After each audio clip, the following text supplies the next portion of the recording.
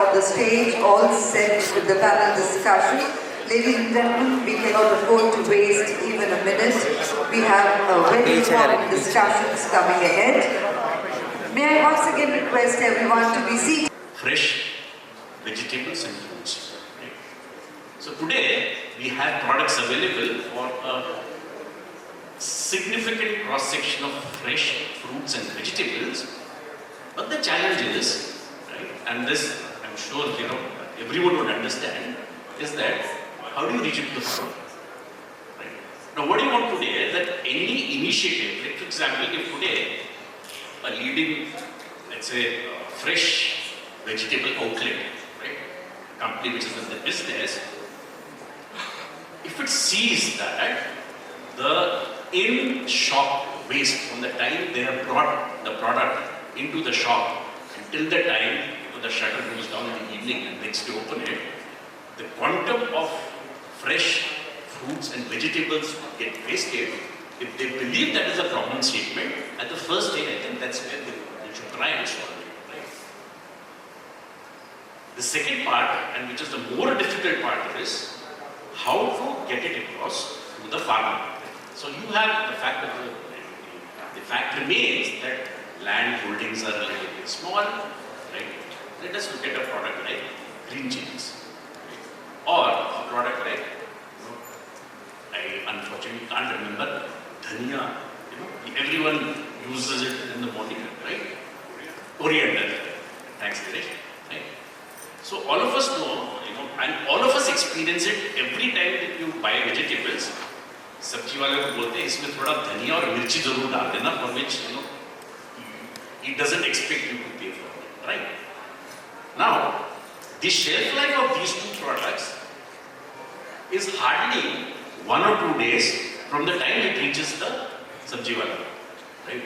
And you, as a consumer, would not ever buy a mirchi or a dhania which somewhat doesn't look appealing to you, right? Now, there are technologies available, tried and tested, right, which help increase the shelf life of the product, even if it is not refrigerated, right? In fact, on the second, there is a conference in Bombay on the rest back, in which one of my colleagues is presenting a paper on this. So what I'm trying to say is that, as a responsible industry, right, we have come up with technologies which enable people to increase their income, to help reduce waste. But the challenge is that how are you going to make it available to them? So you would have one large brand owner, right, who has multiple retail outlets. He probably, after he receives the produce, he may use this technology and package it, and they will use this technology going forward and reach it to the consumer. But this portion of the waste is significantly less than the waste that is incurred from the time the produce is harvested and till the time it reaches these aggregators who then distribute it. So this product is available. Thank you, man. This is addressing a very early part of food chain. It's a very important product, by the way, which is also used for exports of fresh fruit and vegetables. Thank you for that. So, this is an innovation. Normally, his company, Amit Shah's company, the one he works for, is associated with other kinds of innovation. Okay? But he's been very kind in sharing with us something which is an important part of the food chain as it exists in India, which is important for our country, which does not have so much flash freezing of the farm, does not have so much arrangement for cold chain and actually maximizing the delivery of fresh produce, let alone what many of the people in this room are doing, which is processing food and for various applications for exports, etc. Now we come to the two gentlemen on my left. In the previous session, one of the panelists raised the issue, very important issue of traceability. She said that how can we export this food? How can we export these products without being able to trace the ingredients or the farm, the part of the food which which is actually husk or some kind of a byproduct and not the main product. And I suppose she meant contamination from that, or that the end users or the importers in other countries overseas want to have full traceability of where it came from. For instance, in the packaging industry, people also want to know the traceability of the packaging material. That means if it's a carton, where did it come from? Where did that board come from? Which tree did it come from? There are actual agencies in Britain which are able to examine that paper or board and trace the fiber to the actual forest that it came from. Okay? And there are the European Union timber regulations, which means that for you to export food, it's not just the food that you're exporting, it's your packaging that is going to have to be compliant. You are going to have to be compliant with the Uflex rules, which start applying in 2025. In Great Britain, you're going to have to pay a penalty for the non-recyclability of your packaging. So I know that some of you food processors and food exporters find packaging a nuisance. Others, of course, find packaging very good because it transforms your product and makes it huge impact on the shelf. Okay? But packaging is key, and the tracking and traceability of the packaging, the authenticity of the packaging, that it came from a sustainable source, that it came from a farm where, as one of the earlier panelists pointed out, that the social indicators are also there, that it does not use slave labor, that people are compensated properly, all other practices are followed, social practices. So it is the whole process of transmitting information along with your food, for which packaging is a great medium. Packaging is the medium for not only shelf impact, but also information about the product. That's where my colleagues here come in, where they offer to your product, first of all, brand protection. That somebody is not going to steal your idea or your recipe or your product, and they offer some kind of brand protection, authentication, and also track and trace. So I will start with you from Holostik. Tell us what are your solutions which are both meant for food, which provide maximum traceability, authentication, and are also sustainable. Sure.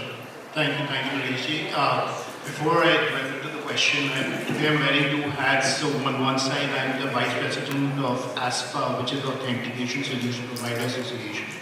We're a non-profit. We're about 80-odd companies who deal with different technologies on the topic of anti-counterfeiting and traceability. So that topic we're discussing, brand protection and traceability. Also, I didn't introduce him properly. This is Ankit Gupta of Holostik. Yeah, and also I'm obviously represent my company, which is Holostik. We're a 30-year-old company which is dealing with a lot of anti-counterfeiting solutions. To your point, first of all, before we start with traceability, we have to understand that every technology in itself independently has its pros and cons. So the solution to counterfeiting, or rather a solution for counterfeiting to anti-counterfeiting, is a combination of technologies. So it's Eko Kyara, which is one of my favorite mantras. I speak about it everywhere, right? And when I talk about that, holography, security printing, using security inks, using QR codes to connect the physical layer of security to the digital layer. And on the digital side, you could have traceability solutions which could be built on traditional software development softwares like .NET or stuff like that, or Python, or you could be doing it on blockchain. So we have to think of it as a comprehensive problem where there's a physical solution and there's a digital, and when you combine it, you create a digital solution. Anything independently, again, I'll repeat, is not a complete solution. And secondly, as a brand owner, you have to understand it's a journey. So you have to start from somewhere and build onto that solution, so that traceability angle, when it comes in, that data point can actually be used for a lot of different applications, like warehouse management, inventory management. In certain industries, we even have loyalty management or warranty management. So once you have data, you can use, it's more of supply chain visibility rather than traceability. Right? Traceability is a baseline from a technical standpoint, but it's supply chain visibility from from a supply chain user's perspective to understand where what is happening in that person's supply chain. One other thing I'll point out is the statistic. As ASCA, we did a study with Crystal about 3 years ago, and in the food sector, in the FMCG and food sector, interestingly, the statistics were alarming. 25% approximately of products in India are counterfeit. 42% of the respondents of the survey said they have consumed or encountered counterfeit. And about 28% said that we willingly bought counterfeit. Right? So please digest or absorb these numbers. This is alarming numbers, and we did this survey around different sectors around food, pharma, auto, and a whole bunch of sectors. The statistics are equally alarming everywhere. Right? So I'm just going to put that problem statement out there so that everybody understands the problem we're dealing with. Right? And yeah. So I'll come back to you, but let's go to Naveen, and he's from KURZ India. And can you address quickly, because we are short of time, because of all the other panels which ran over time. Okay, we are well within our time. Okay.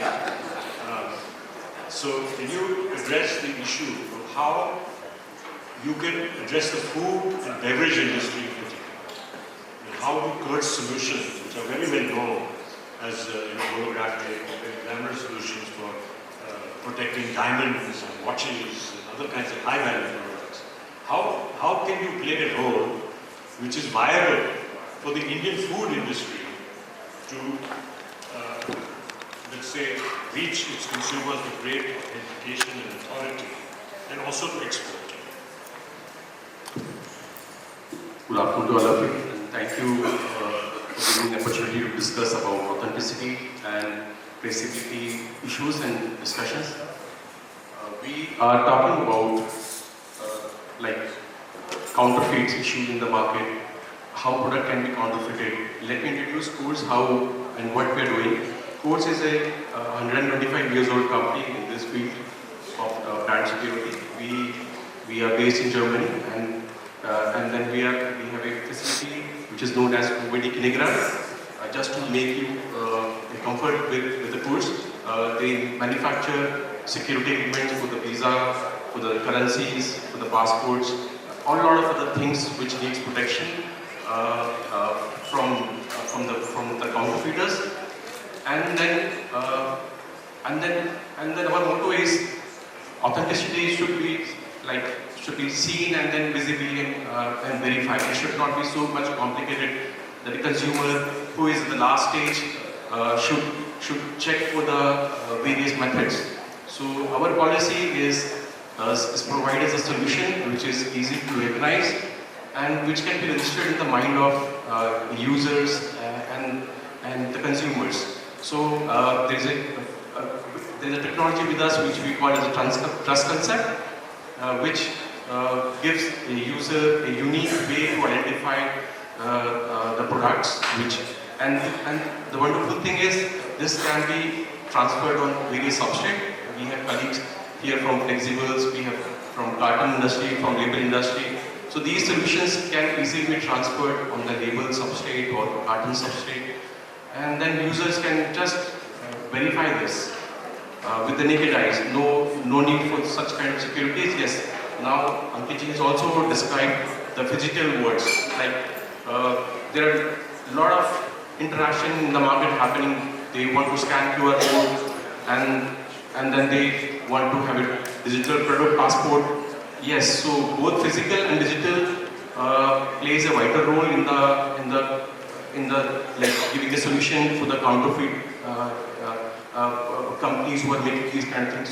So our job is to make their job difficult. So we have to be more forefront from them. So we give them a solution which they cannot copy. Okay, thank you. I apologize to my fellow panelists because we are very short of time.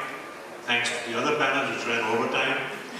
But the thing is that collectively, all of us together, the community, the industry, it is our great opportunity to deliver the maximum nutrition to the maximum number of people. First of all, in our own country, and second of all, to the whole world. And this is a great enterprise. We have not had the real opportunity to share with you how wonderful, what good work is being done in India for packaging. Sustainability. For instance, one of the earlier panels, somebody told about how Pepsi is retreating. Pepsi is retreating from a 25% sustainability objective or 50% objective in 2025 or 2027 to 2%. Because the investors of Pepsi have said, we want cash. We don't want to be goody-goody. Okay? But in India, we have the opportunity, thanks to the way, wherever we are, in our heads or in our hearts, of actually doing many of the things that the rest of the world is unwilling to do.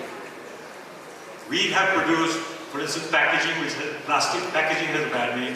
Many of you, I know, love packaging because it helps you in understanding. But also, we were ready to follow the 2025 Uflex rules to export to Europe. We are able to export basmati rice following the compliances of the Uflex rules of recyclability. Our plastics are ready. Our industry, our flexible packaging industry, our board packaging industry, we are keen to be compliant. We are compliant. Okay? And we have taken on these challenges of new structures and innovation in many ways far ahead of the rest of the world, which accepts things the way they are. They accept the fact that everybody has umpteen millions of watts of electricity. They can leave the air conditioners on day and night. Okay? We are not like that. And we come from a society which is inherently looking at efficiencies and looking at what needs to be done. And I think packaging in our country is very, very interesting and very, very healthy in terms of its innovations, in bringing down costs, which you people are very much concerned with, and also in being sustainable and exportable and compliant with the global regulations which the rest of the world is retreating from, and which I don't think we will retreat from, because we know that our crops are the first to be affected. Climate change will affect coffee first, and we are big coffee exporters. So for us, sustainability is not just a greenwash or a badge. It is a part of who we are as a community and as an industry. And I think I thank you for holding this event. It's obviously a huge, and it's a great event because it shows the power of North India in the food industry and in the ancillary processing and packaging industries. So I'd like to accept it. Go ahead. Exactly what Naresh's point was. Interestingly, Holostik works with the tagline of authenticating supply chain, securing lives. So that's how impactful packaging can potentially be. Right? So when you're talking about traceability, when you're talking about any kind of anti-counterfeiting, you're talking about securing lives. So we have to take this issue seriously, and everybody has to contribute to this cause. Like sustainability we've been discussing since morning, it cannot be just certain people sitting somewhere. Each one of us has to contribute to make truly a sustainable supply chain, similarly an anti-counterfeiting or a secure, genuine supply chain. Big thank you to the audience for sitting this out.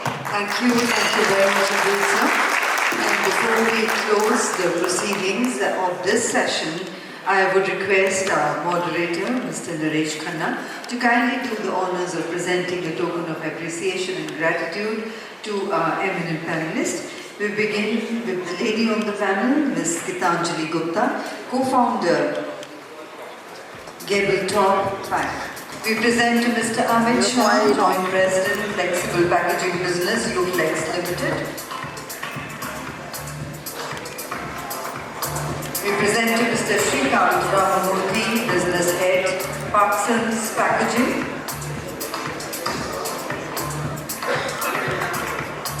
We present to Mr. Ankit Gupta, Joint Managing Director, Holostik India and Vice President, ESPA.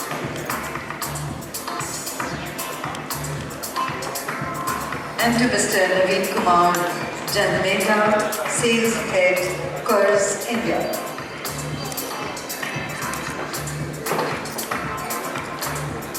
And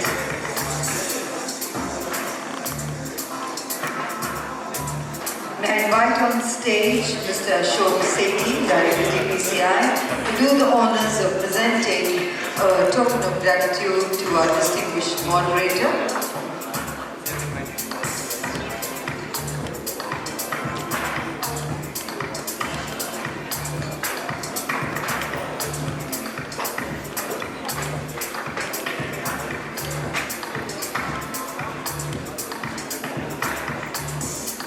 Thank you, sir, for wonderfully moderating this session.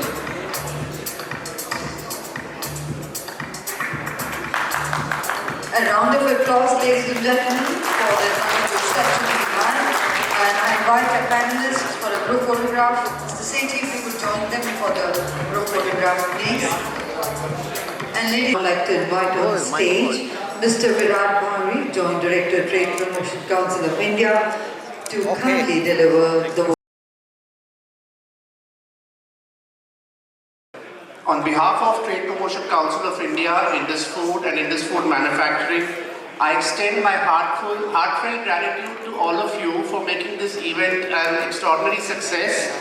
To our distinguished panelists and speakers, thank you for sharing your insights and your forward-looking ideas, which help identify not only the key challenges in the food processing ecosystem, but also the kind of solutions that are emerging and that can be applied, because that is what it's all about. A special thanks to our policy leaders, our F&B industry stakeholders, food processing technology providers, consultants, media for your valuable contributions and presence. Your active engagement in this session shows the shared commitment we have for transforming this sector and making India a global powerhouse in food processing. We are especially grateful to the audience. Your enthusiasm and participation has brought energy to every session, and today has reaffirmed the importance of collaboration across all stakeholders. And let us continue to work together like this, not just to make India a major global player, but also an active contributor to the fight against climate change. Thank you once again, and we look forward to seeing you in future summits. Thank you. Thank you very much indeed, and ladies and gentlemen, with that we now close the proceedings of the second edition of India Food Manufacturing Summit. Once again, taking this opportunity to thank each one of you for your active participation and for making this event a huge success that was. On behalf of the organizers, I now invite all of you to kindly join us for lunch. So ladies and gentlemen, enjoy the lunch, have a safe drive home, good afternoon.